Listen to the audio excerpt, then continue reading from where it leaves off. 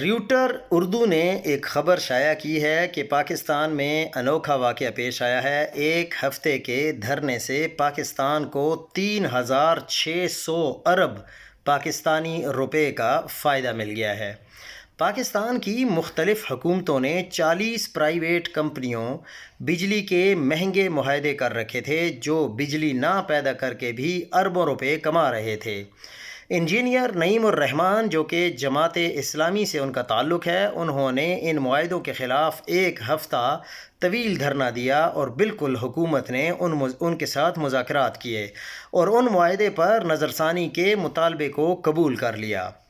پاکستان وزارت توانائی نے حالیہ رپورٹ میں دعویٰ کیا ہے کہ ان معاہدوں پر نظر ثانی اور منسوخی کے بعد قومی خزانے کو 3600 ارب پاکستانی روپے کی بچت ہوئی ہے۔